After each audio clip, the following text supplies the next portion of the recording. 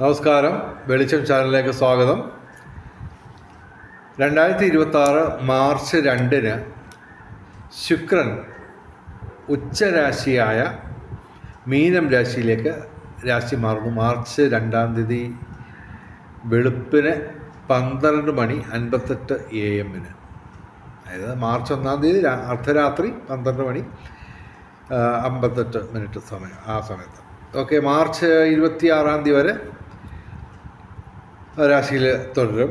ഉച്ചരാശിയാണ്. അപ്പോൾ മാളവ്യ യോഗം എന്ന് പറഞ്ഞാൽ അത്യധികം ഗുണാധിക്യം പകരുന്ന ഒരു യോഗം രൂപീകരിക്കപ്പെടുന്നു. അതുമാത്രമല്ല, ശുക്രൻ ചെന്ന് ചേരുന്നത് ശനിയോടൊപ്പമാണ്.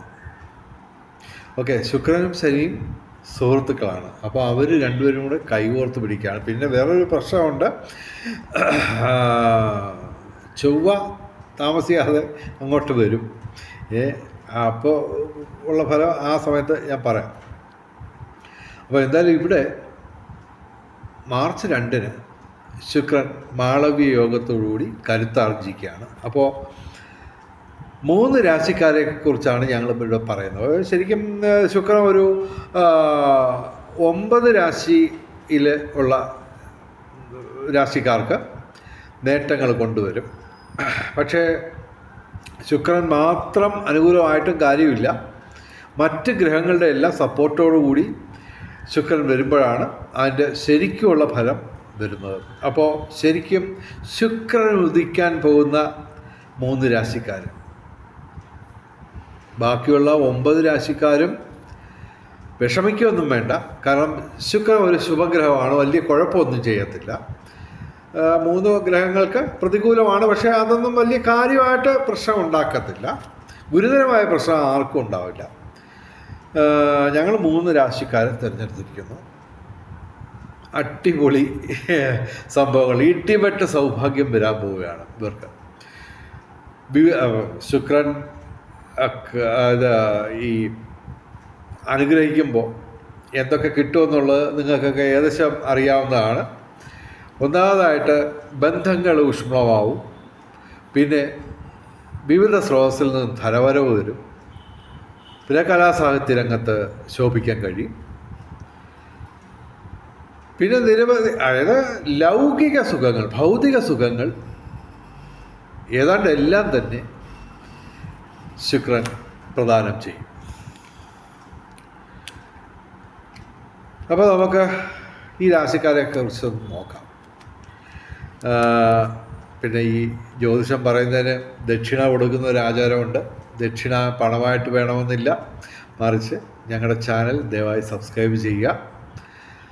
നേരത്തെ സബ്സ്ക്രൈബ് ചെയ്തവർ ലൈക്ക് ചെയ്യുക, ഷെയർ ചെയ്യുക, കമൻറ്റ് ചെയ്യുക. അതുപോലെ തന്നെ ഹൈപ്പ് ചെയ്യുക എന്ന് പറയുന്ന പുതിയൊരു പരിപാടി തുടങ്ങിയിട്ടുണ്ട്. അത് നിങ്ങളുടെ ഫോണിൽ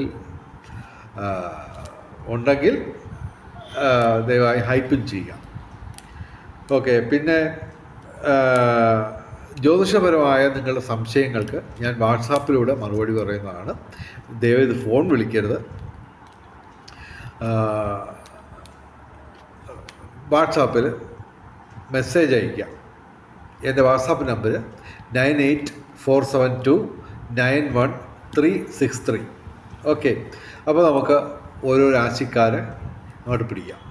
ഓക്കെ, ഏറ്റവും കൂടുതൽ നേട്ടം വരുന്ന രാശിക്കാരുടെ കാര്യം അവസാനം പറയാം. 3 രാശിക്കാരിൽ ഏതാണ്ട് 2 രാശിക്കാർക്ക് ഏകദേശം തുല്യമായിട്ടുള്ള ഇത് വരികയാണ്, നേട്ടം വരുന്നു.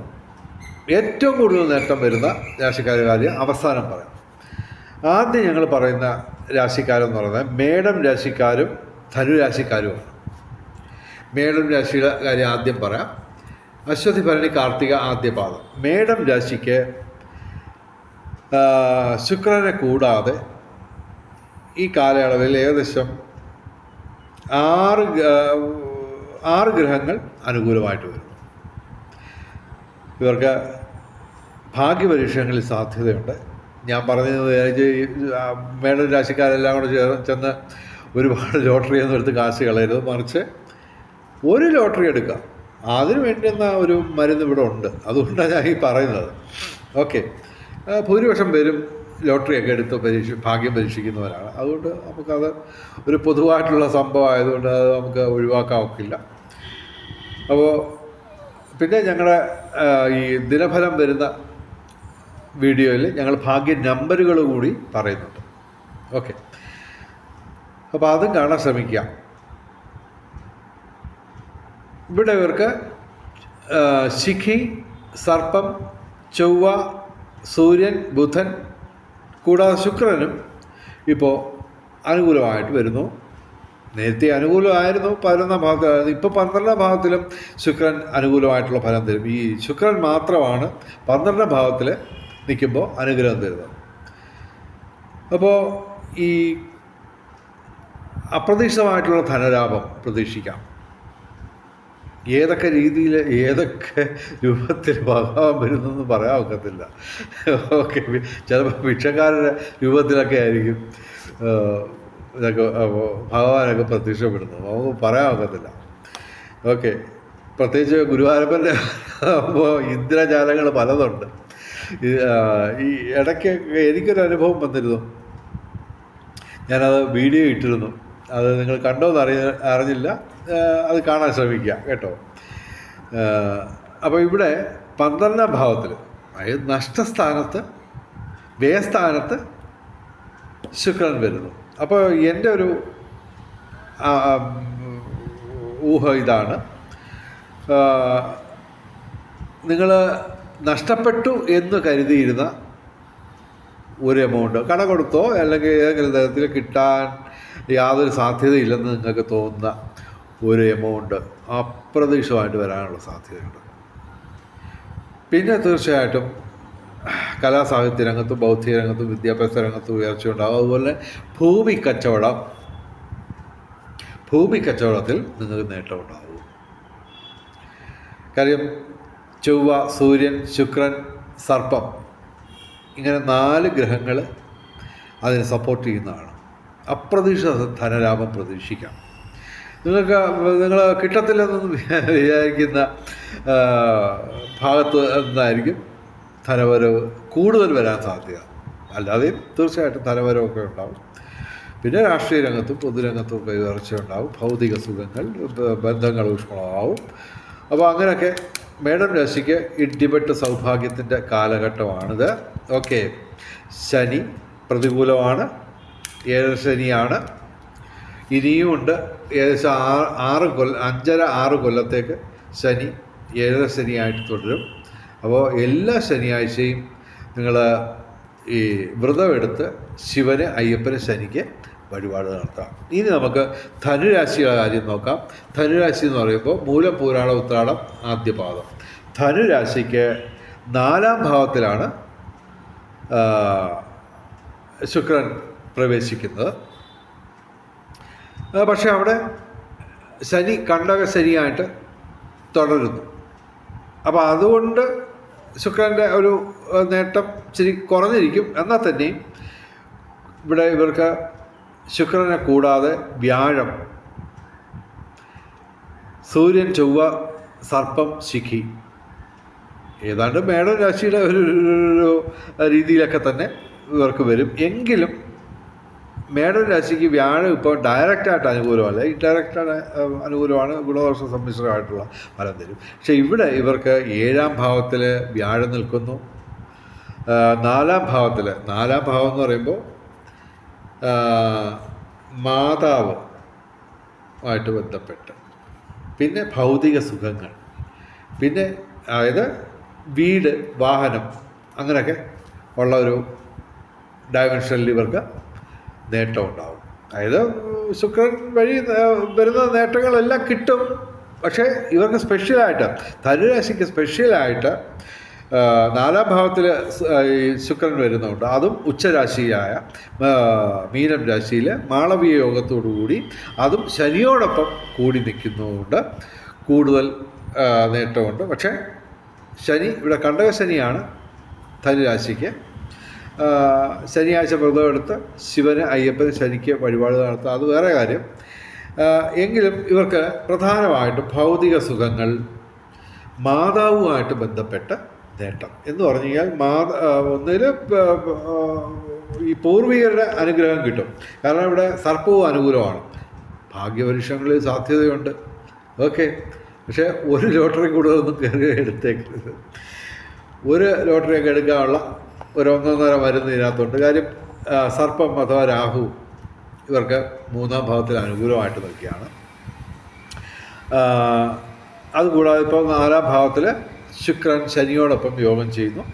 അപ്പോൾ തീർച്ചയായിട്ടും ഭൗതിക സുഖങ്ങൾ, പിന്നെ മാതാവ് എന്ന് പറയുമ്പോൾ ഒക്കെ മാതൃസ്വത്ത്, പൂർവിക സ്വത്ത്, പിതൃസ്വത്ത് ഒക്കെ കിട്ടും. ഈ സൂര്യനും ചൊവ്വയും ഇവിടെയും നമ്മുടെ മേടരാശിയെ കണക്ക് അനുകൂലമാണ് ഇവിടെ. അപ്പോൾ സർപ്പവും ഒക്കെ അനുകൂലമാണ് രണ്ട് കൂട്ടർക്കും. അപ്പോൾ അവർക്ക് ധനുരാശിക്ക് പിതൃസ്വത്ത് കിട്ടാം. പിതൃസ്വത്തുമായിട്ട് ബന്ധപ്പെട്ട് അല്ലെങ്കിൽ മാതൃസ്വത്ത്, പൂർവിക സ്വത്ത് വഴി നേട്ടം ഉണ്ടാവും. രാഷ്ട്രീയ രംഗത്തും പൊതുരംഗത്തും ഉയർച്ചയുണ്ടാവും. ഭൗതിക സുഖങ്ങൾ, പുതിയ പുതിയ സുഹൃത്ത് ബന്ധങ്ങൾ അതുവഴി ഇപ്പോൾ അല്ലെങ്കിൽ ഭാവിയിൽ നേട്ടം ഉണ്ടാവും. പിന്നെ വീട്, വാഹനം, ഒന്നിൽ പുതുതായിട്ടൊരു വീട് കെട്ടാനായിട്ട് ലോൺ എടുക്കാൻ പറ്റും. അതല്ലെങ്കിൽ പണിതുകൊണ്ടിരിക്കുന്ന ഒരു വീടിൻ്റെ പണി പൂർത്തീകരിച്ച് അതിനകത്ത് താമസം തുടങ്ങാനുള്ള സാഹചര്യം ഉണ്ടാവാം. അതുപോലെ തന്നെ വാഹനവും, പുതിയ വാഹനം ഒരെണ്ണം സംഘടിപ്പിച്ചെടുക്കാനൊക്കെ ഭാഗ്യം കിട്ടും. ഇവർക്ക് സ്പെഷ്യലായിട്ട് ശുക്രൻ്റെ പ്രധാനപ്പെട്ട പൊതുവായിട്ടുള്ള ഫലങ്ങൾക്ക് പുറമേ ഇവർക്ക് നേട്ടങ്ങൾ ഇതൊക്കെയാണ് വരുന്നത്. പിതൃ സ്വത്ത്, തൊഴിൽ ലാഭം, അതുപോലെ തന്നെ സന്താന ഗുണം, പിതൃഗുണം. പൊതുവേ ധനുരാശിക്ക് അത്യാവശ്യം നല്ല സമയമാണ്. ശനി പക്ഷേ പ്രശ്നം സൃഷ്ടിക്കുന്നു. 4-ാം ഭാവത്തിൽ കണ്ടകശനിയായിട്ട് തുടരുകയാണ്.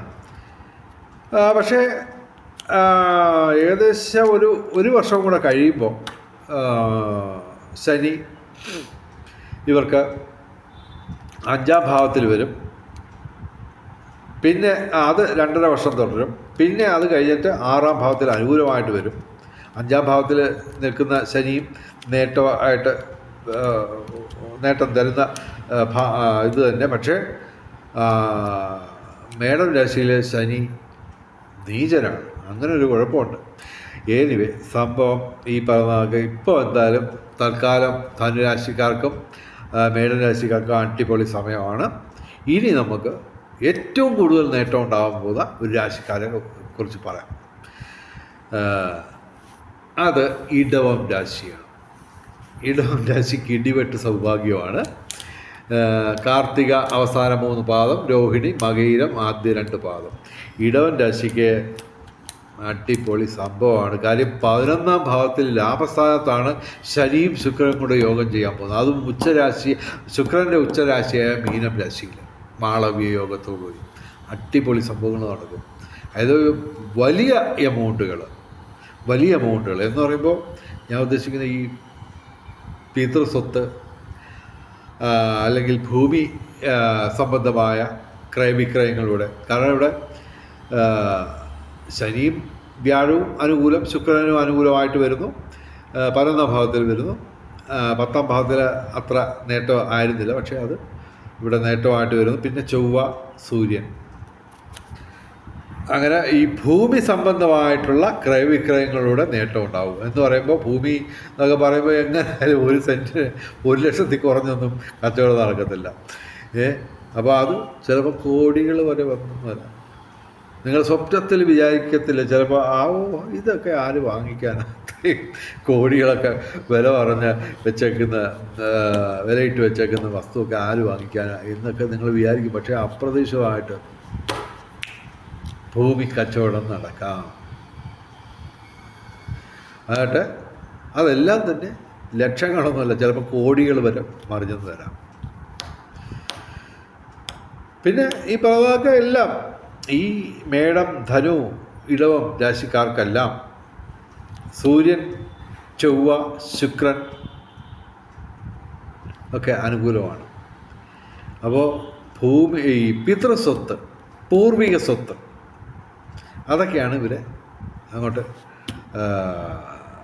ശരിക്കും പറഞ്ഞാൽ നല്ല രീതിയിൽ ധനവരവുണ്ടാകാനുള്ള സാധ്യതയാണ് രാശിഫലത്തിൽ കാണുന്നത്. അതിപ്പോൾ ഈ പറഞ്ഞതൊക്കെ നിങ്ങൾക്ക് ഗ്രഹനിലയൊക്കെ നോക്കണം,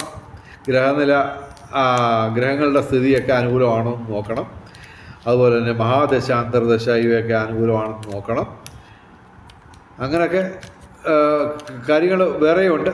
അപ്പോൾ അതൊക്കെ ഇപ്പോൾ ആകെ വാട്സാപ്പിൽ എന്നോട് ഞാനുമായിട്ട് ബന്ധപ്പെടുകയാണെങ്കിൽ അതൊക്കെ നോക്കിയിട്ട് പറഞ്ഞുതരാം. ഓക്കെ. അപ്പോൾ ഇവിടെ ഇവർക്ക് ഈ 3 രാശിക്കാർക്കും 6 ഗ്രഹങ്ങൾ വീതം അനുകൂലമാണ്. ചന്ദ്രൻ്റെ സ്ഥാനം ഇവിടെ നോക്കിയിട്ടില്ല. കാര്യം 2-2.25 ദിവസം കൂടുമ്പോൾ ചന്ദ്രൻ മാറും. അപ്പോൾ അത് ഇതിനകത്ത് നമുക്ക് ഒരു ഏകദേശം 24 ദിവസത്തെ ഫലത്തിനകത്ത് നമുക്ക് പറയാൻ ബുദ്ധിമുട്ടാണ്. അത് പക്ഷേ ഞങ്ങൾ 2 ദിവസം കൂടുമ്പോൾ ഇതിനകത്ത് വീഡിയോ അപ്ലോഡ് ചെയ്യുന്നുണ്ട്, ദിനഫലങ്ങളിൽ, രാശിഫലങ്ങളിൽ. ഓക്കെ, അതൊക്കെ നോക്കിയാൽ മതി. ചന്ദ്രനും കൂടി, അപ്പോൾ ചന്ദ്രനും കൂടി അനുകൂലമായിട്ട് വരുമ്പോൾ ഈ 3 രാശിക്കാർക്കും 7 ഗ്രഹങ്ങൾ അനുകൂലമായിട്ട് വരുന്നു. പിന്നെ ഇളവൻ രാശിക്ക് ഒരു പ്രത്യേകതയുണ്ട്. ഇവിടെ ഡയറക്റ്റായിട്ട് പ്രതികൂലമായിട്ട് ഒരു ഗ്രഹവുമില്ല. അത് ചെറിയ കാര്യമല്ല, മനസ്സിലായല്ലേ? ഗുണദോഷം സംബന്ധിച്ചമായിട്ട് 3 ഗ്രഹങ്ങൾ നിൽപ്പുണ്ട്. അതിൽ തന്നെ ചന്ദ്രൻ ചിലതിനകത്ത് ചില ദിവസങ്ങളിൽ അനുകൂലമായിട്ടും വരും. അപ്പോൾ അങ്ങനെ ഒരു വലിയ നേട്ടം ഇവർക്കുണ്ട് ഇടവൻ രാശിക്ക്. അതുമാത്രമല്ല, 11ാം ഭാവത്തിൽ ലാഭസ്ഥാനത്ത് ഉച്ചരാശിയായ മീനം രാശിയിൽ ശനിയോടൊപ്പം യോഗം ചെയ്യുകയാണ് ഇടവൻ രാശിക്ക് ശുക്രൻ. അപ്പോൾ അതുകൊണ്ടാണ് ഞാൻ പറയുന്നത് ഇവർക്കായിരിക്കും ഏറ്റവും കൂടുതൽ ഇടിവെട്ട് സൗഭാഗ്യം വരുന്നത്. മറ്റു രാശികൾക്കൊക്കെ ദോഷം സംഭവിക്കുമെന്നല്ല ഞാൻ പറയുന്നത്. അവർക്കൊന്നും കാര്യമായിട്ട് പ്രശ്നമൊന്നും ഉണ്ടാകത്തില്ല. കാര്യം എന്ന് പറഞ്ഞാൽ ശുക്രൻ ഒരു പാവം പിടിച്ച ശുഭഗ്രഹമാണ്. അതിനെ ദ്രോഹിക്കാനൊന്നും അറിയത്തില്ല. എല്ലാവർക്കും വരുന്നവർക്കെല്ലാം അനുഗ്രഹം കൊടുക്കാനേ പുള്ളിക്കാരന് വലിയ താല്പര്യമുള്ളൂ. അതായത് ഒരു രാശിയിൽ നിൽക്കുമ്പോൾ 9 രാശിക്കാർക്ക് ഡയറക്റ്റ് നേട്ടമാണ്. ഓക്കെ, അതിൽ തന്നെ സെലക്ട് ചെയ്ത് 3 രാശിക്കാരുടെ കാര്യമേ പറഞ്ഞിട്ടുള്ളൂ. എന്തായാലും വെളിച്ചം ചാനലിൻ്റെ മുഴുവൻ പ്രേക്ഷകർക്കും സർവകാര്യ വിജയം, സർവ്വവിധ സൗഭാഗ്യം, രാജകീയ സുഖഭോഗങ്ങൾ, അപ്രതീക്ഷിത ധനലാഭങ്ങൾ, അപ്രതീക്ഷിത സൗഭാഗ്യങ്ങൾ ഇവ ഗുരുവായൂരപ്പൻ അനുഗ്രഹിച്ചു തന്ന് എല്ലാവരുടെയും ജീവിതത്തിൽ വെളിച്ചവും ഐശ്വര്യവും സമ്പൽ സമൃദ്ധിയും വന്നു ചേരട്ടെ എന്ന് പ്രാർത്ഥിച്ചുകൊണ്ട് വീഡിയോ അവസാനിപ്പിക്കുന്നു. നമസ്കാരം, ശുഭദിനം.